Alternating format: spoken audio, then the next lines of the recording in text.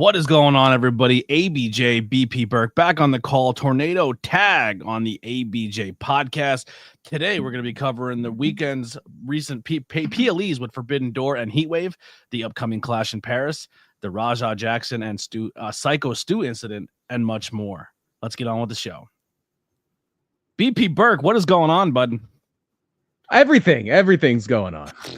Wow, what a week, Lots right? of goings on, yeah. I burned out my light in the back, so I have no more fancy lights until I can get a new one and replace it. So we're going raw dog with the lighting today. You know what I mean? Yeah, as my lighting gets better, yours gets worse. So it's just the color aspect. Yeah, but your camera looks gorgeous. It looks amazing. Yeah, no, it's a big upgrade. I can show off the wrestling wall now. Yeah, it looks good. But actually, as of tonight, as of this is recording, my belt maker is like 2 blocks down the street from my house, and as soon as this is done, I get my brand new title, and then I hand him your tag team title and maybe a title back there, and we get some modifications done. But let's get into this week in wrestling. The first one we're going to cover is the big one, is the one everyone's talking about, what everyone's going literally crazy everyone. for. I think everybody in the United States, besides you and I, have weighed in on this thing. Yeah, well, now's our chance, BP. The world has been waiting. What does ABJ and BP Burke think of what happened at what is it called? Knox Pro, Knox Pro, which was no longer, as it seems, a WWE ID developmental school. Good, because owned by I believe the primary owner is Reno Anawai, who is also known as the Black Pearl. I believe he was the primary owner of the company, and also Rikishi is one of the trainers there. Before we get into the incident, let's just talk about the locker room of this place. As of someone who we've been in some pro wrestling locker rooms. Yeah. What do you think of how it's getting? Well, I mean, the thing with this, and this is kind of the crux of like what my limited expertise would say, you always have to be so careful when you're doing anything with a non-wrestler. And I've never been in this situation, but that goes double if that non-wrestler is like a boxer, an MMA fighter, a Muay Thai kickboxer, something like that, where if things go south, they could get ugly very quickly. But yes, by and large, if you're dealing with somebody who is not a wrestler, who is not with it, you really have to be very delicate. And that starts from the top. That starts from ownership, management, booking. You have to be careful. Yeah, I did think it was very entertaining that they kept saying, we'll talk to the president about it. We'll talk to the president. If I ever went to a promotion and they said, go talk to the president, I'd be like, I'm fucking leaving. What are we doing here? So I will say this. The president, I didn't see this, the president of the United States? Yeah, no, they they treat their wrestling school like a fucking motorcycle club. It's wild to me. Yeah. Like the president. Wrestling promotions, especially ones that have schools attached to them, can be very culty sometimes. Yes, they can. Yeah, and that locker room definitely showed it. It also showed to me that they don't like to pay money, because some of that locker room was rough. Yeah, but it's students usually, and you try to give your students opportunities. Like, part of the idea of a wrestling school to kind of defend the concept of a wrestling school. Part of the idea of a wrestling school is if somebody's new, if somebody's kind of still learning the ropes, if somebody's still, not quite ready to travel and learn even more, they can get their early reps in a more safe environment. Yeah. And so so that's part of it. Not to defend, there will be very little defending of Knox Pro in this from my end, and I think from your end as well. Yeah. But just in general, I think that's what's going on there. Is sometimes you do want to, give your people a shot. I don't know the cowboy character name. That's the only guy's name. AJ Mana. I'm gonna guess it is, or Mana. Is it? I think it's so Mana. AJ. We'll just say AJ. AJ invites Rajah to Rajah. Is it Raj? I don't know. Rajah. I believe it's Rajah, the son of Quentin Rampage Jackson. Yeah, the son of Quentin Rampage Jackson. he invites him to the show. They train together at the gym. He's an MMA guy as well as a pro wrestler. He invites him to the show. Raja comes backstage, and once again, they're backstage. Usually, if you're backstage and if you have a camera, you're probably somewhat in the know or what's going on. I don't. I'll pose this question later, but I'll kind of go through the key events that happen here. So they're backstage. Stu and Raja get kind of in a face-to-face. Stu's, from a wrestling standpoint, I have debated this in countless TikTok lives, because I genuinely am putting myself more in spaces where I can talk to non-wrestling fans or different types of wrestling fans, so I can gauge their headspaces, so I can bring it to this podcast and try to say, hey, BP, this is what people legit think. So we're going to get into some fun ones here. But from a standpoint of knowing professional wrestling, Stu's clearly working. Stu's trying to do an angle. He's playing a bit. He's doing a character, and he takes a can, which, by the way, Mark Henry, it was a can, not a bottle. You should probably watch the footage again before you weigh in on it. That's fucking insane to me. That, like, first off, I don't know if this happened to you, but a lot of people at my job and other places know I'm the pro wrestling guy. Like, if you're in your everyday life and people know you as the pro wrestling guy, I've been approached by this story. And this is something that affects the business at every level, from fans to everybody. This is a rough story for us as a business. You know what I mean? So to not get a detail as a bottle, that's crazy to me. But anyway, go watch Mark Henry on Busted Open. I'm sure he has amazing other takes. He dropped the ball in this one. So he gets a can and he does a worker shot. He puts his hand on his head and hits him with the can. He doesn't even flinch. So you know he didn't put anything on that hit. First off, rewind. Why is there open beer before the show even starts? Well, it's a wrestling show, so there you go. Well, I'm just going to put that out there. There's one strike on your promotion right there, that dudes are drinking before the show. Don't like that. Yeah, I'm not a fan of it either. Yeah, no one after the show, drink all you want, as long as you're not after your match. After your match, have a beer, but stay out of everyone else's way who still has to work. If you want to have a beer or smoke or whatever you do, have your match and then stay the fuck away from everybody else and enjoy what you do after your match. No beef with that. But pre-show, before anything happens and there's open cans, not good. Not good. Yeah. All right. That's true. Yeah. So they immediately face off. I don't like that. He feels disrespected. It gets tense. Stu immediately realizes, oh shit, I fucked up. He's not a worker. He goes to apologize. No apology accepted at the moment. They keep talking. Insert Oos. He's like, Oos, we're always working. We're going to do a whole angle. You're going to come in on his match and we're going to do this whole thing. Horrible take. Because they still have not shook hands yet. And then eventually they shake hands. They agree, hey, man, I understand, two different worlds. Everything's cool. They separate. Now the camera follows Cowboy Dude and Raja. Cowboy Dude is like, hey, man, when you get in there, I want you to beat the shit. I want you to hit him. I want you to get your receipt, buddy. I want you to go in there and hit him as hard as you can, and I'll come in there and pull you off of him. Spoiler alert, that never happens. That did not happen. So this dude is telling his student or his training buddy at an MMA school to go in there and physically hit one of his brothers. Horrible. Yeah. There's no condoning that whatsoever. Right. No, not at all. And now I know, I guess the latest on this is AJ Mana has now gone on a podcast and said he has the full footage and he's going to countersue people and you can have the full footage. You're on audio saying go in the ring and harm him. Right. Now there was a little bit of translation words there where he kept saying, I want to get my get back. And he keeps saying to give him a receipt. Now in those two worlds, they're two different meanings.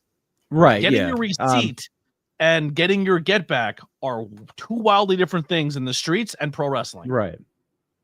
So there's a lot of terminology here that does get lost in translation. Now, the whole time this is happening, the show, I guess, goes on. They're sitting ringside, and the Kick chat, which is a different platform than YouTube where you can say and do whatever you want on that platform. Have fun, right? Freedom of speech. So this chat is trolling Raja and firing him up and saying he's a punk and saying he's a bitch and saying that he let that man hit him with a can and da da da. So he's reading the chat while the show's going on, and he's getting fired up even more. Right, yeah. Which doesn't help, because then he starts saying to the chat, they've agreed that I can go in the ring and do things. I don't care. I'm going to hurt this man. I don't care what the agreement is. I'm going to beat him till he's hurt. That's admitted homicide, admitted attempted murder, admitted assault, whatever it may be. That's proof, right? Like, I mean, case closed, in my opinion, right there and then. Oh, obviously, and that what that is not is a receipt. A receipt is, okay, you caught me. You know, a receipt is like just trying to get somebody back in line, saying, okay, I owe you one, and I'm going to get my one. Not you try to work an angle with me that you and the culpability for Syko Stu is, but yeah, you probably shouldn't have done that without. Yeah, I think there is a section of blame to go for Stu for doing what he did. Right, but then that blame goes out the window when he apologized and both men agreed to the apology and said, I'm sorry. Exactly. Now, street code says, well, he's going to get his back later. No, that's pussy code. I don't care what street you're from. If I look at you in the eyes, I accept your handshake, I say we're good, and then I sneak attack you later, I'm a pussy. I'm a bitch. I'm a bitch for that. That's street code for me. I like, you know what I mean? That's how I look at it. If I take you your word as a man and say apology accepted, and then I have an opportunity to take advantage of you, that's I don't respect that whatsoever. Yeah, absolutely. And then obviously he goes into the ring, he shoots a single, picks him up, snaps him down, doesn't do anything pro wrestling related, because why should he? He's not a pro wrestler. He's not a pro wrestler at all. Yeah. And knocks him out on impact on the takedown. He's out cold. Yeah. There's no hands up, there's no defense, there's no nothing. And then Raja goes in to lay 22 unanswered punches before this other gentleman finally is the only one who can pull him off him. Because like they said, this looks like a student show. The referee looks like he's not capable of pulling an MMA. This isn't Big John McCarthy refereeing this thing. This isn't Herb Dean. The guy with the face paint has no option to go in. You know who I felt really horrible for in the camera shot? You notice the commentators? They literally stood up and they're like, their hands on their head, because they know they can't do nothing. Yeah. What can you do? And they're just watching a man get beaten to death in the ring. I mean, there's no way around that. Like, I don't care if you're a pro wrestling fan, an MMA fan, you know when a punch looks real and when it doesn't, and what it sounds like, and what, like, it's horrible. I feel horrible for the children in that arena that night. I feel horrible. Like, there was a camera shot of a father filming it and his kids next to him, and the kid's like, look at all the blood, Dad. Look at all the blood. Like, horrible. Like, you don't want that at all. Like, that's disgusting. And he's lucky that unfortunately there wasn't a bunch more wrestlers like the guy who broke it up and separated it, because most other locker rooms, if you would have tried to pull that shit, I'm not saying much about PPW. I'm not saying we got some hard heads or some psychopaths, but I guarantee if someone rolled into the ring and did that to somebody, there's going to be 2 ambulances needed that night. You're probably not leaving the same way you walked in. Yeah, at that point, and there have been other instances, not as severe, obviously not anybody with the level of training that Raja Jackson has, the level of genetics, being the son of an all-time great fighter.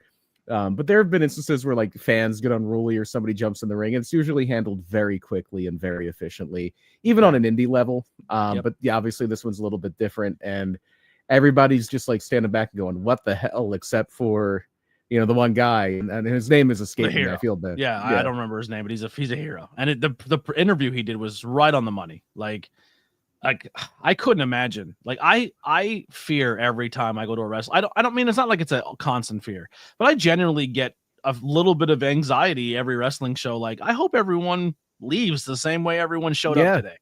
Like, you don't want anyone to get hurt. And then on top, like, now You have a situation where a fan or an outsider goes in there and hurts one of your brothers or one of your sisters in the ring, and sends them to the hospital.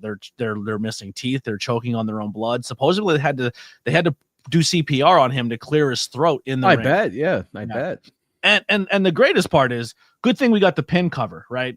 I'm glad we covered him. Unbelievable. Wild. Like we had a mishap, and I'm not, this isn't to pump up PPW or me or anything like that. We had a mishap where somebody took a shot to the nose or to the cheek or wherever, and I'm sitting backstage. I'm in Gorilla, and I'm looking, and like I see blood, and I'm like, we got to stop this thing. And I'm literally about to get up and run out, and then I realize, okay, they're going right to the finish anyway, and the end's the end, and everybody was okay, thankfully. But yeah, you're right. Like that, my biggest concern anytime I'm doing a wrestling show is I hope nobody gets hurt. That's it. And unfortunately, it does happen. Like it's happened to Joey Martinez. Just came back from a ruptured Achilles. We had a guy have a concussion at our last show. We've had a broken jaws. Even in training, like Adrian Soriano at PPW, he was our champion and tore his ACL training. Training. I don't know if it was training, like wrestling training, or like just weight training or something. But yeah, this is like the worst nightmare. It's like the mission of any wrestling show should be everybody goes home in the same physical condition they came in at. If maybe they're a little sore, maybe they're a little tired, maybe they're a little blown up, but you never want anybody to get injured, and especially from something that was so preventable, that was so insane, just like bad. It's attempted murder, literal attempted murder. Yeah, here's where the wrestling world, it's crazy, and I'm not condoning anything, but this is the wrestling world. There's people who think this is a work. There's people who think this is not real. Baby Doll has a track record of thinking it. If you're from a certain generation where it was a little more carny and a little the old guard now, and we're at a point now in 2025 where the old guard was really people who were around in the 70s and the 80s. They tend to think almost everything was a work, because back then everything was a work, because it was so insular and it was so isolated from everything, and it wasn't as open as it is now. Like there was nothing even remotely close to, even though it wasn't a full expose, there was nothing even remotely close to like that WWE Unreal show. That would have been heresy. Yeah, they would have sent somebody after you for a show like that. But so there, like a lot of those old school people are the ones who tend to think everyth's a work. Yeah. I mean, there's fans too. There's fans who are like, they're questioning it. Like, well, this is weird, because just like he said, why do we watch a man go into a ring, shoot a double, land 22 punches, hospitalize a man, and there's no police report, there's no arrest, there's no nothing as of right now. There's an investigation, and I would say give that time. Yeah, I would say give that time. If this is any other world, BP. Yeah, if it's a baseball game, the guy's carried out in handcuffs. Exactly. That's what I'm saying. Or if you want to say wrestling is theater, if you go to Swan Lake and somebody comes up and suplexes one of the dancers and starts wailing on them, yeah, obviously they're going to carry that person out in cuffs. Yeah, it's an interesting dynamic when it comes to that. Now, the other thing I want to pose, and I said this in a live, and people laughed at me, and people said, you're insane. That would never go down like this. I can't even believe you suggested it. And I said 3 days ago, BP, on a TikTok live, I said, there's a part of me that genuinely fears this will get buried and nothing will happen. It's because possible. The wrestling business is very known for protecting the wrestling business. If this goes to court or legal system, it is not controlled in-house, and there's nothing more than pro wrestling wants to do is control everything in-house. If there's crimes that commit, and we've seen it in professional wrestling, there's crimes that are committed sometimes in this business that get swept under the rug. You don't go to the police. You don't go talk to anybody. You don't get a lawyer. That goes under the rug, and no one talks about it, so you can protect the business. And then usually what happens there is bad people continue to thrive because people don't speak up. Well, in this case, I don't know if that's happened just because there is an active investigation and certain people are speaking up. And yeah, and the promotion did try to circle the wagons, did try to say, and that is a leftover vestigial thing from wrestling being such a closed society and being that type of thing. But yeah, it's an industry. Guy said in the chat, my dude, have you been living under a rock? The wrestling business gets exposed by the wrestling business like every day. We just said WWE Unreal is very, back in the day, that was taboo. Well, you couldn't do that. Yeah. But let's also not pretend that WWE Unreal isn't. Oh yeah, there's WWE Unreal is about as real as in certain aspects as Total Divas, where it's still exactly it's controlled. There was a Canadian reality show called World of Hurt, and the first season Lance Storm did, and there was a bunch of his students, and basically they did like a training camp, and it was just telling the story of everybody. It's probably famous now. Taya Valkyrie was on it. Tennille Dashwood was on it. There's a good one on Hulu that was at Evolve as well. Yeah, but this one was I remember hearing an interview Lance Storm did talking about how contrived it was and how like what was on the show, what was presented to the public was nothing like what really happened. Absolutely. To the point where every episode, there was a 10-episode series, and every episode was focused on one of the people on the show. And in one of the interviews, it would end with Lance Storm doing like a sit down and like going over them, assessing them, telling them what their strengths are, what their weaknesses are. And in one of those sit downs with the people he was working with, he said, "You know why you haven't made it in wrestling yet?" And they took that one time he said it, and they put it in every single one of those 10. And Lance Storm had isn't that Grapple might be, isn't that the one that Chase and Rance was on? No, this was Canadian I thought he showed up on a show and they did like, well, this is why you're not a good wrestler, and they like he was on like that's every reality show about wrestling. Unless it was season 2. Season 2 had Roddy Piper, but this was a Canadian tough enough days. Oh, yeah. Boy. This was a Canadian show, and no, it was this one was the only people of note that like became like mainstream names. Tom LaRufa, who was in NXT for a little bit, of Sylvester LaForte. Tennille Dashwood was on it, and Taya Valkyrie was on it. Yeah. Now, what do you think? And you guys can answer this in the chat as well. What do you think? I could even pose this to you as someone who helps run and produce wrestling shows, and I'm backstage at shows. Where do you think, from your mind state, seeing this and learning from a mistake of this, where do you, as a promoter or as a booker, look to maybe adjust in the future going forward for your own promotion? And what do you think comes of this after all this is all said and done? Well, I think it's common sense that if you wouldn't try to turn this into an angle, like, and you would think.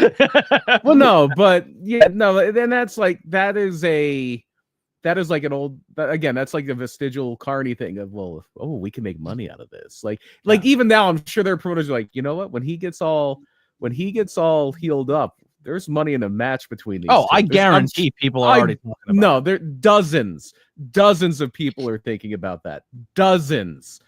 And which is kind of gross, but no, yeah, it's completely gross. Like, yeah, if nothing else, first of all, Rasha Jackson should be in jail. Second of all,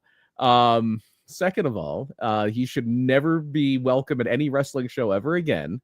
No, and neither should AJ Mana, in my opinion. No, I think AJ is just at fault of all this as Raja. Now, do you think Quentin Rampage Jackson has done a stint in professional wrestling? He's aware of the business.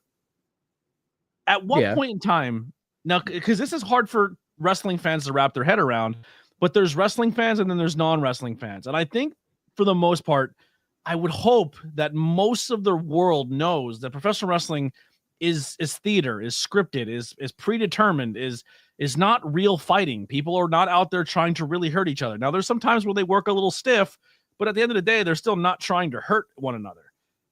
Do you think there's any excuse or any court of law where Raja could be like, well, I didn't know. I was told I can go in there and do this, so I That video with AJ Mana may be his escape card, because I was told to go in, and I was told by somebody who was part of the show that I should go in there and do this. Maybe, I'm sure he can afford a very good lawyer. That's going to help his case if it does come to that. It's a very murky situation, and that's that's the insane thing about wrestling. Like because people try to put wrestling in a box. Oh, it's theater. Oh, it's sports. It's sports entertainment. It's like this. It's like that. It's its own thing. It's its own ecosystem. It's its own world, and that is, yeah, that interaction of being directed. The only thing I think that can counter that is him saying on camera, they told me I can do this, but I don't care. I'm going off script. I'm going to hurt him for real. Like that's the only thing I can think that can cook him in this situation. It's who knows? Like none of us are legal experts. None of us are. But here's my other take on this. You're a trained fighter. I mean, at the end of the day, if anyone's fighting anybody, you know that when someone's knocked out and you punch them that many continuous times in the head and face, like there's got to be a cutoff point. Like I'm not even a fighter, but I know if I go out in the street and I get into a fight with somebody and I knock them down and I kick them in the face while they're down, legally, I'm in trouble. That fight is over. He is on the ground. He's not defending himself. If I run over and soccer punt kick him in the face, that's attempted murder. You know what I mean? He's out of the equation, and then you went and took another blow. I mean, that happened in our area not too long ago. Like, I don't see a world where someone looks at this and goes, yeah, he got hit with a beer can, and I think the 22 punches were justified. That's right. Wild to me. Right there, and that's like it's because you can't argue self-defense. Obviously, there's a line between self-defense and vengeance, where you're not defending yourself at that point. Yeah, you're clearly not, and it's one of those tricky situations where there are a lot of variables and there are so many different parts that get into it. But I mean, it's unfortunately, and I'm not trying to make a blanket statement about people who are in combat sports by any means, but like this isn't the first incident. Like McGregor has had a lot of nothing to this level, but the closest thing I can think to this was War Machine, John Kuppenhaver, and who almost killed his girlfriend, like legitimately almost killed his girlfriend. And a lot of and not I'm not going to say a lot. I don't want to unfairly throw negative light on people who are into MMA or boxing or anything like that, but some of them have short fuses, and it's I would be very leery. You were asking like how would this inform like what you do is like running a thing, and again, I would be very leery to do an angle unless it was somebody who was very with it and very very into like understanding what professional wrestling is. I think it's always tough when you do like the MMA fighter angle or the boxer angle or things like that. You have to know that this person is able to do business. And my understanding is Roger Jackson wasn't there to do business. It's a thing where he was just coming as somebody's guest. Somebody's like, "Oh, I'll work an angle. That guy looks like a worker. Let's work an angle."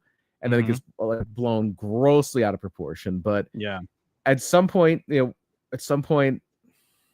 somebody somewhere needs to step in. And unfortunately, one person that stepped in seems like they threw gas on the fire, which is not a great look. Yeah. And honestly, like you talk about the MMA world, I'm an MMA fan. You're an MMA fan.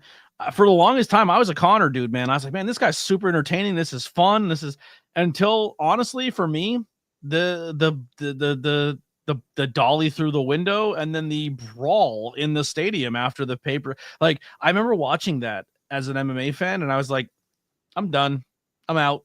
I'll go to pro wrestling. And everyone's like, why? Like, that's like, I'm like, because like I liked mixed martial arts because it wasn't the dude bros who were out there beating each other's heads in, who looked like had no self-control or self-discipline. The best part about MMA at that for a while was like they had self-discipline. Mixed martial arts was not about just being a combat sport. It was also about self-control and saying this is done in a cage in a conducted way, and like what MMA did to go through hoops to get legalized in certain states and to prove that they're not just Neanderthals out there killing each other, that there's human cockfighting, as John McCain called it. Human cockfighting. And it took a huge step back, and like for how good Connor was for MMA, he was also a downfall, because then it became like, well, now I'm going to bring the streets into MMA, and it made it gross for me. And then it just continued on to stuff like this, where like a guy just enters a world and he's like, well, I'm an MMA fighter, so I'm just going to use that on the streets and use it in a pro wrestling ring. It's like, no, go away. Like, you shouldn't even be in your own industry, let alone ours. That's crazy. Right. Well, I think he's probably done a lot of damage too. But then again, all it takes is one promoter. Not so much anymore, because a lot of times now, more so than before, and it's not perfect now. We've seen worse get accepted back into wrestling. But like Joey Ryan's tried a few times and it hasn't happened. The one I'm really thinking of is there was a convention in Jersey, and this was probably 15 years ago, maybe more. But there was a convention in Jersey, and they said they were bringing in Invader One. They said they're bringing in the guy that killed Brody, and there was such a backlash that they finally like backed out of it and said, no, we're not going to do that. As they should. Yeah. Like, pro wrestling has a body under its belt in a locker room that no one got in trouble for. Right. And a lot of that was a lot of what they're trying to do here is like that kayfabe, circle the wagons, and yeah. I'm going to be honest. I've been so burnt out on everyone's statements. I don't know who made them or not. I just know that when the people make really bad ones. Honestly, I think Quinton's statement was pretty decent. Like, hey, listen, man, I hope this dude really pulls through. Like, my son is in the wrong for this. Like, man. He obviously he's not going to go as scorched earth as somebody who has no relation to Raja Jacksonville. It's his son. Even if you're, and if you know, so he's going to try to find not an excuse but a kind of explanation for his actions. But we're trying, man. We're trying, Rod fam. We'll get there eventually. Thanks for tuning in. Thanks for the view. But yeah, we're talking about a news story, sir. This is big news. This is breaking big news. It's not breaking. It happened over the weekend. A lot broke. People's faces, teeth. It's a horrible thing. All right. Well, let's get into more controversy in professional wrestling. I don't know much about this. I know you guys are talking about in the chat. What's going on with the union and AEW? People are mad. It's more of a publicity stunt than anything, it seems. You're Philly people. Yeah, Philly's a union town. Philly's a union town. So that it tends to happen in things like this, where I guess the stagehands union, it's called Local 8. They do like stage crew stuff in Philadelphia. They had a picket line out in front of Dynamite on last night because I guess they're alleging that the stage crew at the 2300 Arena, they're concerned that they're not making. Now, the 2300 Arena is a non-union shop. Obviously, every wrestling organization in the world is a non-union shop because of that no good Hulk Hogan. Yeah. I tried to unionize. He sold me out. So, sorry, I guess he smooched me out.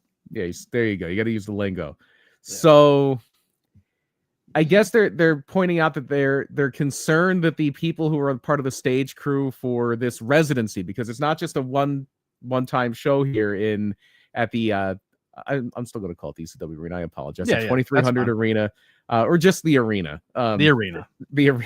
Well, it was literally Viking Hall. Well, yeah, no, the arena. Viking Hall. I'm not going to call it New Alhambra. I think it was literally just called the arena for a minute. Yeah. The building where ECW used to run their shows in Philadelphia. They're doing AEW's doing a residency there. They're doing, I believe, 3 weeks worth of TV. They're doing, I think, 3 Dynamites, 3 Collisions. I love that they're going to smaller places. I think it's sick. Yeah, and even though it's way nicer now than it ever was, that place just really does, especially for me, especially being in a situation where I was literally that was my local wrestling company.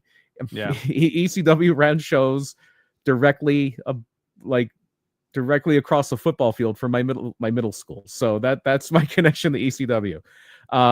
And they're running there, but it's this long-term thing, and it's very cool, and it's special because that building just has a special energy to it. It's one of those places. Now, when they do shows there, I mean, I'm gonna be honest. I never really watched when MLW or any other promotions run there. They don't use the bleachers for those shows. Was that something they just brought back? I believe so. Knowing how Tony Khan's sensibilities are, I think they did the bleachers because that's what ECW looked like. It looked awesome. Yeah, that's what ECW looked like. The hard cam was opposite bleachers, and it like I unfortunately get a chance to watch all of Dynamite last night, but it did have an obviously enhanced by infinite percentages presentation, but the bleachers, like the hard can just being a sea of people. If you watch old ECW shows from the arena, that's what it looked like. Yeah, that's what it looked like. It was not as nice. It was like you didn't see that place before they cleaned it up a little bit. No, I've only ever been there when it's been cleaned up. Yeah, so it's a much, like, my mind was blown with how much nicer it is now, but it still kind of has that same feeling to it, and I think that the bleachers was if I had to guess, it's a stylistic choice by Tony Khan to give the whole thing a feeling more like the old ECW shows that he grew up on. Like he was, like, I think for his senior trip, obviously Tony Khan comes from a wealthy family. That's no secret. I think instead of going to like Cabo San Lucas or Daytona Beach or wherever people like you would go for spring break, I think he went to ECW's Cyber Slam. Mm-hmm. And so yeah, it's a big deal for him. But yeah, so anyway, back to the reason we're talking about this. The union, I think, is just protesting that they're saying there is a standard for wages for stagehands in Philadelphia, and I think they said something like $40 an hour plus benefits. I'm like, well, I want to be a stagehand in Philadelphia. That sounds great. Yeah. Could you imagine if that was everybody would do ring crew? Yeah. You wouldn't have a problem getting anyone to do ring crew. Yeah, we wouldn't have two people having to set up and tear down the ring by themselves anymore. Yeah, good stuff. No, horrible stuff. But yeah, the higher you get up on the card, brother, you don't have to set up rings anymore. The people who were doing it, they're pretty well off on the card. Like literally, one of the people helping toward the end was our champion.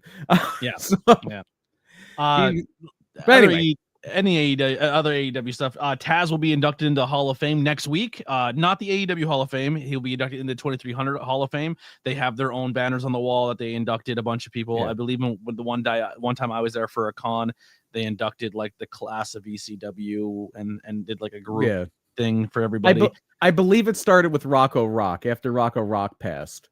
Yeah, I believe that was the first time they put a banner up, and I think they've done Todd Gordon and.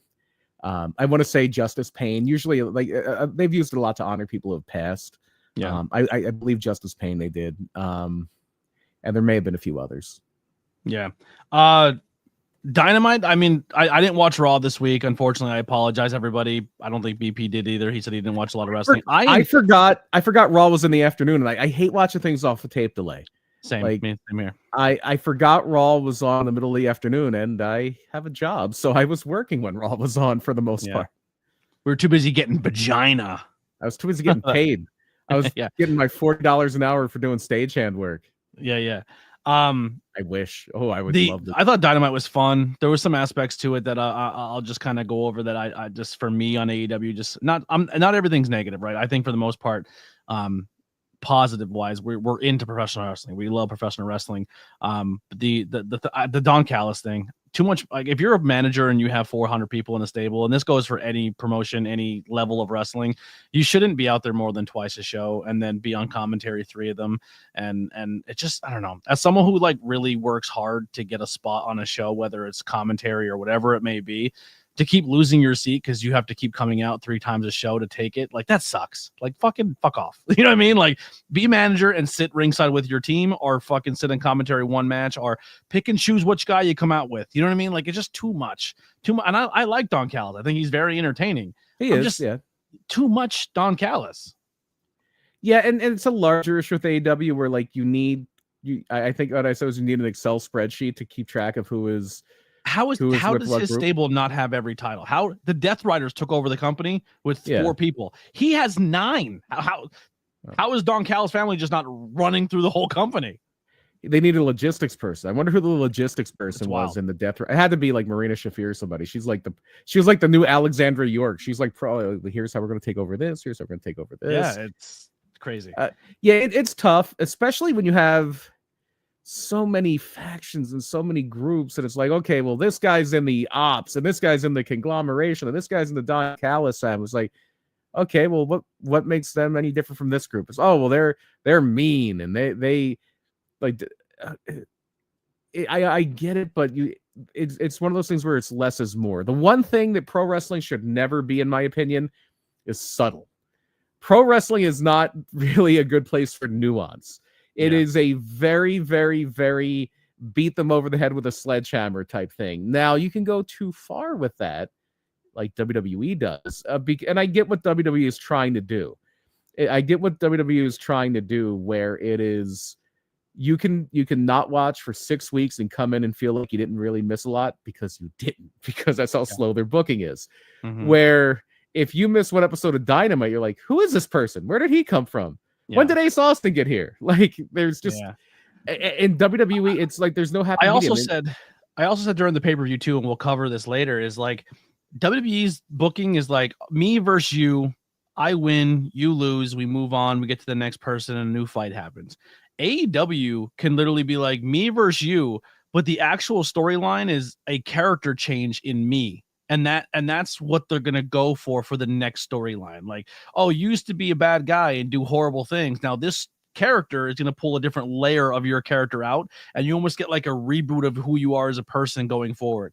I don't mind that. It's like very comic book story driven. Like Superman finds a new weakness, but learns how to overcome a mental block he had in himself later on. Or like Peter Parker struggled with this, but this villain taught Peter Parker to overcome his adversity.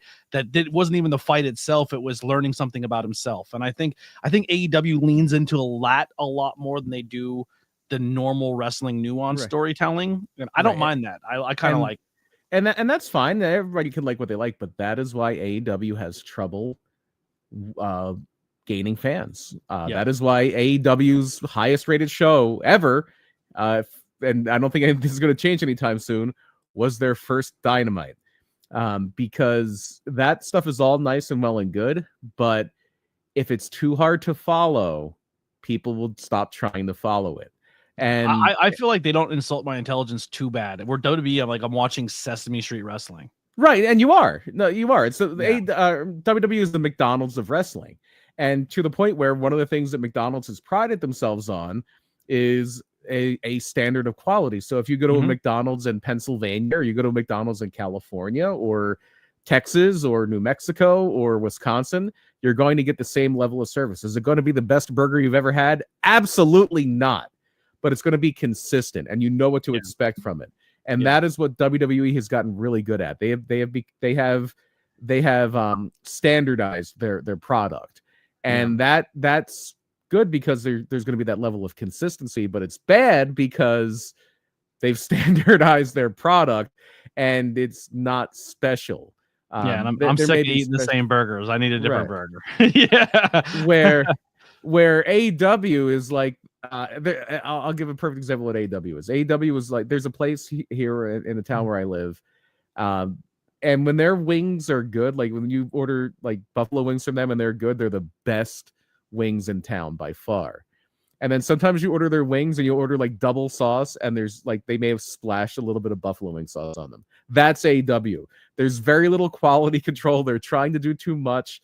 I wish there was a middle ground. I wish there was a middle ground between WWE, which is just so repetitive and so just but at least not having the middle ground. Like, I'm aware of that. Like, I know what you're saying about AEW is completely correct. Like, where they're sometimes it's high, sometimes it's low, but I feel like they're starting to level it out a little better now.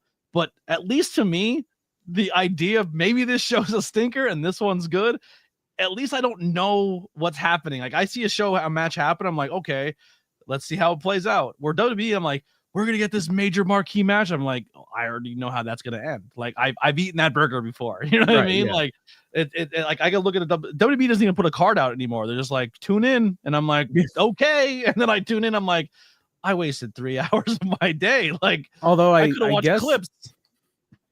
talking about time shifting, I just read not that long ago that they are going to have a few episodes like late September and the early October where they're going to start at 7. Raw's going to be on at 7:00. They're just trying to find a sweet spot now. If they're on Netflix and they're not locked into a time slot, they're trying to find a sweet spot where Monday Night Football maybe isn't as big of an effect on them. Yeah, no, I think that's a smart move. All right, WWE side, we'll kind of blow through some of these because we are running a little long. We went a little longer on the one, which we expected. KO surgery went well. Neck surgery went great. He got fusion. He's got to pretty much wait to find out what's going on. Still no indication if he's ever going to come back to wrestling or not. I think he will. I think there's been enough successful neck surgeries in wrestling in the past 3 years and miracle stories that we will probably see Kevin Owens again. But he lost a ton of weight. Looks great. Yeah, no, he looks great. If my whole thing with that, if he wants to come back, I hope he's able to. Yes. And the great thing would be, I hope it was a success, just because quality of life. Because some, I like Drew Brees now. They say the quarterback from the New Orleans Saints, when he throws the football with his kids, he has to throw left-handed because that's how much stress he put on his arm, his right arm. So I hopefully the guy's quality of life is going to be better from this, and if he chooses to come back, that would be amazing. Kevin Owens, Kevin Steen. If I lose Kevin and Adam Cole in 2025, this will go down as a work year for wrestling for me. You know what I mean? I will say that right now. Becky, I will also in the chat. Swerve had successful knee surgery, so that's good. That's another thing about AEW that I like, how they can take out 4 top guys and replace them with another because their roster is so deep, and it gives time to guys to go home, rest, be with their families, and they can rotate stories and top talent because they have so many to do so. Yeah, that is true, but they don't have a guy, and I think that hurts them. They don't have, as Cody Rhodes is now taking the calling himself a QB1. Like, and it's one of those things where I would say MJF he's a top guy there. He's it seemed like MJF was getting there, and then they did that babyface turn on that devil angle, and I think he's going to be champion again, probably. I'm sure he will be, but I think he has been struggling to get back to where he was because the babyface turn kind of took a lot of wind out of his sail, and that devil angle was horrible, and then he had to take time off for injury. But no, he's a hell of a talent. He has all the talent to be like that centerpiece guy, but they don't have what Cody Rhodes is now, or what Roman Reigns was before that, or what John Cena was before that, or what Steve Austin was for a while, or what Hulk Hogan was, or what Bruno Sammartino was. But if a Cody and a CM Punk go down, will the WWE fans accept a mid-carder guy to fill in and take over a main spot and be okay with it? Like, I don't think they will. I think they'll be like, I don't know. I feel like if right now a mid-card guy, Takeshita, or however you say his name, Takeshita. If tomorrow they make him a world champion, I don't think anyone's upset about it. You know what I mean? Like, yeah, like, but some of their mid card guys are could be world champions, right? But they can't be they could be a world. You can make anybody a world champion. They could literally have. They could have Serpentico world champion. Right. No, right. I understand what you're saying. No offense against Serpentico. Serpentico's great. But, love him, but world champion. But until they put some gas behind him, and then we'll talk again. That John Cruz, though, never. Yeah. Never. Ew. But no, I think having a guy who is the face of the franchise is important because it is a sorry. Then Anthony has me dying about that chap. Listen, I can barely speak English. You want me to say something in Spanish or Japanese? I'm fucked. You know what's the problem is the take a shita, like when he said take a shita, like when and that stuck in my ADHD dyslexia brain, and now I can't shake it. But I think of that centerpiece of the company thing as almost like the closest thing I think it was like a starting quarterback in football or a goalie in hockey. They're probably the 2 most important positions in sports. Because like baseball, pitcher's important, but you need like 12 of them. You need 5 starters, a closer. But I think quarterback, goalie. If you have 2 starting quarterbacks, you don't have a quarterback. if you have two I'm a centerpieces of your Washington fan. company, We've had a lot of 2 starting quarterbacks in my day. well, you finally got one, so congratulations. Yeah. Thank you. Now there's one less defensive end in the division too, so that's fun. So I think it's the same thing. Like if you have, like, yeah, you run the risk of what happens if something happens to that guy, but okay, like, so would you not take a Jaden Daniels or a Patrick Mahomes? Because what if they get hurt? Then we're really screwed. No, you're going to invest in a backup. You're going to try to make sure the rest of your team is strong. But having that guy can really take your ball and run with it and become the face of your company and elevate you like that is a cheat code. It's like having Patrick Mahomes. It's And don't get me wrong, WWE has some of those guys too. Like at any point in time, they could easily put the rocket on Drew McIntyre, Damian Priest. Yeah. There's like guys in their mid card they can easily do that. Well, no, they're also drowning in star power right now. Like a lot of their deficiencies in their WWE especially. AEW was drowning in talent. They have a lot of talent, but I don't know how many of them are stars. Like Takeshita is incredibly talented. Hangman is incredibly talented. If you showed 100 people a picture of Cody Rhodes and said, "Who is this?" and a picture of Hangman Page and said, "Who is this?" how many more people are going to know who Cody Rhodes is? 100%. Yeah. Yeah. TKO is the biggest media company in the world, and now they are behind pro wrestling. You know what I mean? Like, right. AEW will never compete with that media. Like, if the media is on your side, you're winning, and that's the WWE's gonna have that for forever. Like, even if the WWE has the craziest controversies, they'll still find a way to get out of it because they control the narrative and they're also the brand name. They're also the brand name. They're the Coca-Cola of pro wrestling. Yeah. All right. So Becky went to Brisbane and said some stuff about Aussie. Now, I don't think she said anything. Brisbane, they were in. I thought it was in England. Was it in? I forget where. Yeah, but Aussie's from Brisbane. And that's the city they were in. That's why they said. She goes, I would never be in Brisbane, and the best thing that ever came from this city died last month, and I would have, if I didn't go to LA, I would have died here. I don't think you have that town right. Am I saying it wrong? It's the same. I've been listening to this book. I hope I get Brisbane, Australia. I know. Birmingham. Sorry, I knew it was a B. Birmingham. That's where they were at. WWE's in Birmingham. They were in Aussie's hometown. Whatever. Okay, it's fine. Not Brisbane. Birmingham. Yes, they were in Birmingham, and that's what she said. That I don't think what she said was out of. Okay. All right. There we go. Yeah. I don't think what she said was out of line. I think that's pretty on the par for a pro wrestling heel. Like, your town sucks, and that's why your celebrity left here and never lived here again because it's a dump. Like, I don't think she was disrespectful to Aussie. It's very boilerplate. It's very boilerplate pro wrestling heel. Like, we were just talking about MJF. Imagine the things MJF would have said. But you're drug addict, his animal killing. He would have went hard on the Aussie stuff. Right. Yeah. But I mean, yeah, I don't have a problem with it. It's a pro wrestling heel thing, but Ozzy was so beloved. He just died, and which in pro wrestling is the best time to do it. right. But again, like the rest of what we've established today, the one thing we've learned is pro wrestling is a little bit different than the rest of the world. It is. And now, but now WWE's in this corporate mindset.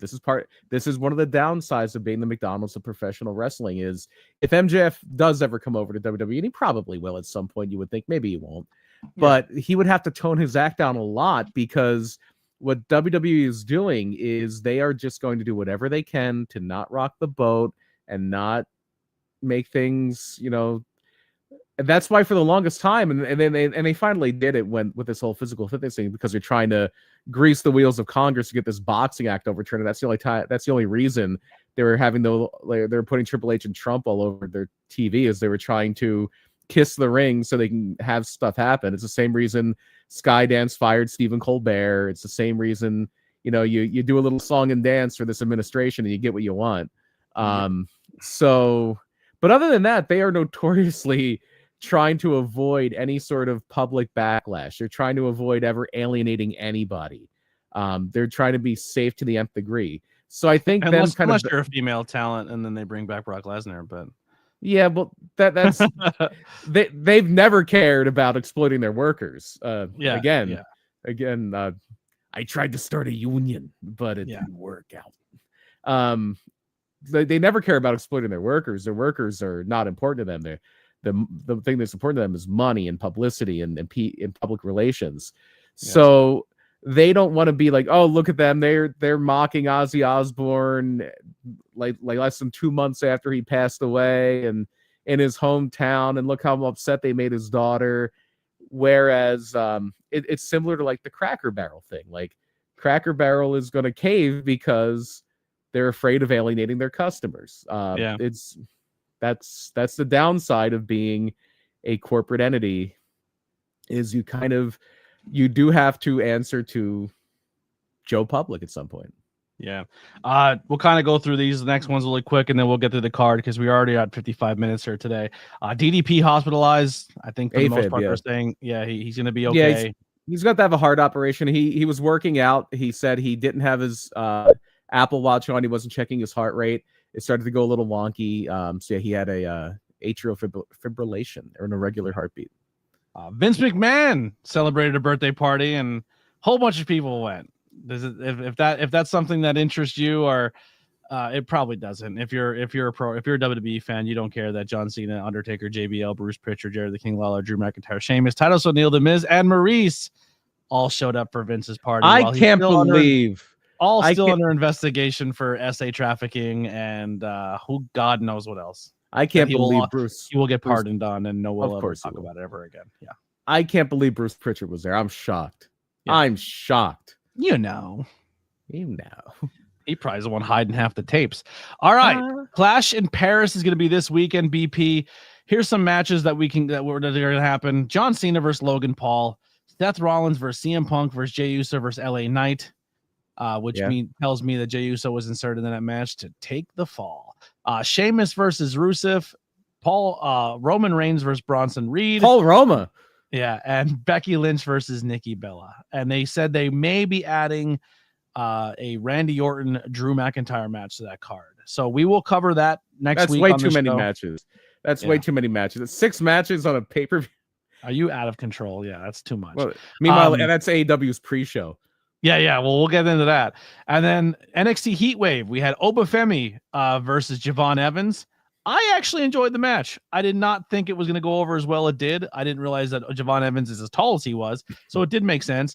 And Oba picked him up and Spike Dudley'd him like Bam Bam Bigelow out of the ring through a commentary table, which I thought was a sick spot. I thought that was Obafemi is a star. Yeah, he is a star. He's got so much charisma. He's got such a presence. He is a star. Yeah. Who do you got for Nikki versus Becky? I think Becky retains. Becky, unless they press a like 2% chance they press a panic button over this Kelly Osbourne thing, but I doubt it. Yeah, Chelsea Green and Ethan Page took on Tyra May Steele and Tavon Heights. This Tyra May Steele has like the craziest lower body I've ever seen on a human being. Her legs are wildly huge. Like she is a monster. Legit Olympic gold medalist. Yeah, first female Olympic gold medalist on there. Jada Parker versus Kiana Jordan versus Lola Vice. I thought that match was really good. I would definitely recommend that one. JC Jane versus Masha versus Ash was a pretty decent match. Ash did walk away as your new TNA Knockouts champion, which makes me think. Go ahead. No, go ahead. I think which makes me think that probably Masha didn't get the title because if she's not getting the title back, she's probably going to move or jump ship to WWE. Maybe, possibly. That's my theory. One of the cool things with that is people were. I'm not reading it, but that's funny. Go ahead. One of the cool things is people were sharing after Ash won that title. People were sharing stuff from her previous life in NXT, where there's pictures like her and Becky and Alexa Bliss and Charlotte and all the people that were in NXT's women's division back then, because they all won championships up on the main roster. I think she may have had a women's tag title at one point, but I'm not sure. I know when they were doing the whole angle with her and Charlotte, where Charlotte was like the mean girl to her, I thought they were going to do a whole angle where she was going to take on Charlotte, and it never happened. She just mean girled her, threw her away, and then they just forgot about the whole angle. Yeah, well, I mean, the only real angle she had on the main roster was the love thing, the love romance thing with Reggie in the 24/7 title, and I mean, Well, there that she that was that she did that. She was with where she looked like a Brazzers thing, where it was her with yeah. the secretary suit. Yeah. And then the Charlotte thing. But then she was on dark matches. I remember we talked about this on the podcast a long time ago. They said she was killing it in house shows and Oh dark yeah, matches, yeah. and people were really getting behind her. And then she got her head busted open really bad by Viking warrior wife lady. Oh, Sarah Logan, yeah. Sarah Logan busted Valhalla. her open real bad and busted, and then that was kind of the last we really heard of her. And then she had some death in her with her partners and stuff. It was rough. Hank and Tank versus Dark State. I thought Dark State is corny. I don't like the team at all. But Hank and Tank, never seen them before till this pay-per-view. I don't watch NXT weekly, but Hank and Tank remind me of an old ECW team. They Which remind one? me of the gangsters. I used to everyone like they would come out with the long football jerseys or hockey jerseys. Are you talking about Gangsters or Public Enemy? Public Enemy. They remind me of Okay. Public Enemy. The Gangsters are like Mustafa and New Jack. They remind me No, of they remind me of Public Enemy. Yeah. I thought they gave me Public Enemy vibes. And then Jordan Grace versus Blake Monroe. I thought it was I think it was a good match. I don't think it was the best women's match on the card. I definitely think the best women's match on the card goes to the triple threat number one contender match. I thought they killed it. I thought honestly that might be the best match on the whole show. Oba and Javon would have close second. Also, one of the rumors coming out of NXT is that a lot of people are pushing internally for Ethan Page and Chelsea Green to do more work together because they like their chemistry with one another. I think I'm they're all great. I'm all for that. I'm big fans of both those two. They're anytime they're on my TV, I'm happy. Give me Canadian gold right there. You know, sponsor them, Labatt Blue. All right, and then we had the Forbidden Door, 0 hour 8-man tag. I think it's still going on. I think it's still going on actually. Versus Paragon and I mean everything that was all right. Then we had a 0 hour trios match with our boy Speedball, Kevin Knight, and some other dude. So hang on, I'm going to keep a tally here. The first match was an 8-man tag. Yep. Second match was a trio. Second match was a 6-man tag. So now we are at 2 matches, and I'm on the talk with the shirt I'm wearing right now. Yeah. But I'm doing my best. My PPW shirt, but I'm doing my best to trim those matches down. I promise. Well, 8-man women's tag for the 0 hour right, on the other side. So we have 2 8-person tags, so that's 16 people plus a 6-man, which gives us 6 more. That's 20. All right, so we're 3 matches and 20 people. Yep. Which here's the thing, I get it, but like here, I think when people get their money's worth and then people get the wrestle in front of a crowd, I don't think it's a terrible thing. But like, you don't have to watch the pre-show, but it's there. Then we had a trios championship match, so another 3-man, 26 people, 26 people, 4 matches. Then we had Kyle Fletcher versus Takahashi, which good match. I'm not a huge Takahashi fan, but I thought it was a good match. I love her. I'm not sold on him. He's kind of like Darby, where he just takes a beating the whole time and laughs, and he's not for me. He's better though. But then we had the IWGP Championship on defense. Zack Sabre Jr. versus Nigel McGuinness. Love that match. I thought it was great. I'm so happy to see Nigel wrestling again. So Zack started bleeding. Got a little nervous. I'm not gonna lie. Nigel is one of my favorite ROH champions of all time. I was going to a lot of Ring of Honor shows when Nigel had the belt. Yeah. Hurt Syndicate took on FTR and Brodito and lost. Brodito, your new tag team champions. And the end of the match kind of looked screwy, like it was a botch, but I guess they went with it. It looked like the referee counted 3 and someone didn't break it up in time, or they just did a good job of selling it. But overall, I thought it was a fine match, and we're going to get looks like Hurt Syndicate's going to go after Ricochet's team, and FTR is going to go after CNC, which is a great name. Do you know what CNC stands for? Cage and Copeland. Or consensual non-consent, which is a whole thing in the world of like sex acts, which is pretty much simulated rape. Yeah, not interesting. All I really know he went from rated R to CNC. That's all I really know about. Yeah. All I really know about is the Music Factory. That's about it. Then we had the TBS 4-way championship, which I thought if it's a 4-way, we're going to probably get a new champion. And I thought it would be Alex Windsor, but Mercedes Moné retains. But I will tell Mercedes you must pose. I found a new favorite wrestler in that match. I thought Persephone was really good, but Bozilla is a beast. I need Bozilla versus Sammy Chaos right now. But Bozilla, unreal. I'm a Bozilla fan. Like, thought she was incredibly charismatic and very fun to watch. Made me a fan after that match. Tag team championship match, or tag team match, Copeland and Cage versus Kip Save and Killswitch. Wasn't the best, wasn't the worst. It was fine. The Rainmaker, Okada versus Swerve Strickland, fantastic match. I thought that was really, really good. I really Okada is starting to show you who Okada is a little bit. Really good match there. Then we had the lights out steel cage match: Ospreay, Darby, Kenny, Okada, Ibushi, and Tanahashi versus Mox, Claudio, and the Young Bucks with Gabe Kidd. Fun match. It was fine. It was an interesting, different cage, because obviously you can't put that many people in a cage and not have like an outside thing. Yeah. So the cage took up like the whole area, which I thought was a cool idea for a cage. Honestly, I hope more cages stay that way, where it kind of just where they kind of have the outside to play with. Back in WCW, that was called the Thunderdome cage. Yeah, I really like that. And then WWE said, let's put a roof on that and call it Hell in a Cell. Yeah, pretty much. And then we had Timeless Tony Storm take on the ROH Women's Champion Athena. I thought for sure this is Athena's time to beat it. Tony Storm retains. I was very surprised. It was a great match. Loved it so much. Then we had the World Championship, Hangman Adam Page versus MJF. And it was a good match. It was fine. I think the story, I thought the story was going to be more like Hangman overcame his thing, but he essentially cheated to win too. Like, it is. Yeah. I like that. I like that. Well, sometimes those nuanced stories, the problem is you have to be very careful for continuity's sake. Well, once they changed the whole stipulations going into the pay-per-view, I was like, oh, he's not changing the title at any.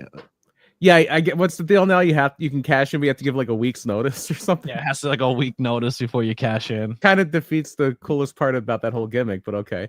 I don't know if that cash in is like I don't know if I guess they did cash it in that way before. I don't know. It's weird. They have, like, when Christian used it for the Christian. TNT Yeah, totally. But the funniest thing for that is, like, security is trying to keep Mark Briscoe from coming in. It's like, oh, now security shows up for Mark Briscoe, not when he was being doused in gasoline. Yeah, not when he's getting lit on fire. And congratulations to him, man, another baby. Oh, good for you, chicken. Tons of Briscoes out there now. That'll pretty much do it for us, guys. We're gonna get into our last little segment here of talk about independent wrestling. If there's anything that we didn't cover in this week of wrestling, let us know. Maybe we'll give our takes on it real fast. Please check the links below. If you made it this far and haven't hit the thumbs up button or subscribe, please do. Putting out tons of content every week. Next Thursday, we won't be live. We will have a pre-recorded episode that we will post later. So me and P will get BP to get together. I can already tell you what the episode is because I'm getting my belt tonight. So our next week's episode that you'll see is going to be the history of the Winged Eagle. That's what we're going to do. That's what we're going to record and get done. That is very much my wheelhouse. That's like 87 to 98. That is, yeah.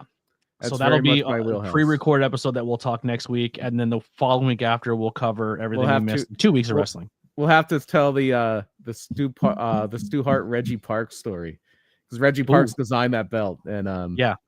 Well, actually, it's more of the Owen Hart, Stu Hart, Reggie Parks story. All right. We'll cover that. Also, links below to follow us on social media. If you want some merchandise or anything like that, it is there. We got some t-shirts for sale. I will be at Fightertainment BP. Yeah, he's missing it, unfortunately, but I'll be at Pilguru tomorrow night for Fightertainment. So come through if you're in Pottsville area and come watch us perform at Fightertainment. And then on September 13th, come out to PPW. So one of the things we announced already tonight, and one I'm going to announce as soon as I get off of here, we did announce the seminar. Now it's official. Tony Deppen will be joining us on September 13th, speaking of Pilguru Brewing. But Tony is going to be doing a seminar for local wrestlers, anybody that wants to help learn the craft from somebody who was a very, very, very, very good professional wrestler. Tony Deppen is going to be... Do you think Tony just kind of comes to PPW, likes the locker room, and keeps coming back? Who knows? I hope so. We'll have to see. But the big thing here is that Tony's going to be doing this seminar. It's only $20, which is a bargain. If I was a wrestler, I would be lapping that up. And the proceeds are going toward Jeff Cannonball and his fight with ALS, as are the proceeds for Fightertainment tomorrow. I'll tell you this right now too, and just for someone out there, if you're in the wrestling industry or you want to get involved in the wrestling industry or anything like that, seminars are not always just for people who are in the ring working. As a This one I think will be. Tony's, from what I understand, Tony's very hands-on with his seminars. But I mean, even if you're a commentator or someone who does backstage interviews or just wants to understand more what's happening in the ring so you can educate yourself better to be a better person in the locker room or anything like that, even if you physically can't do seminars where you can get in there and work, go to them. I think they're very helpful for people who want to be in the business in other aspects. Yeah, I know Worldwide Dojo, they just had a packed house for Gabe Sapolsky. Yeah, Gabe Sapolsky came back to Bristol, his old stomping grounds, and did a seminar for Worldwide Dojo. Yeah. All right. Well, that'll do it for us. BP, anything else you want to close out with? Yeah. So speaking of Tony Deppen, speaking of PPW, speaking of September 13th, we announced it at the show, but it was kind of up in the air. But everything is good to go. We are going to have a TV title match.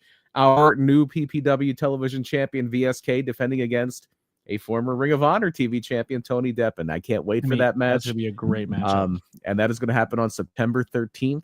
At the Slatington Expo Center, Slatington, Pennsylvania. I gotta see the name of the town. That one back. Yep. All right. We'll see you guys next week. Thank you, Hank. Thank you so much for hanging out with us this week on Tornado Tag on the ABJ podcast. Check out previous episodes. Follow us on all your favorite podcast platforms under ABJ Podcasts, and all of our stuff is on there. We do a wide variety of different topics, whether it's professional wrestling or interviews with independent wrestlers or musicians, whatever it may be, as well as horror movies, pop culture, beer reviews. We have a little bit of everything on the ABJ podcast. So make sure you check out the channel, hit subscribe, and we'll see you guys next time. We're out of here.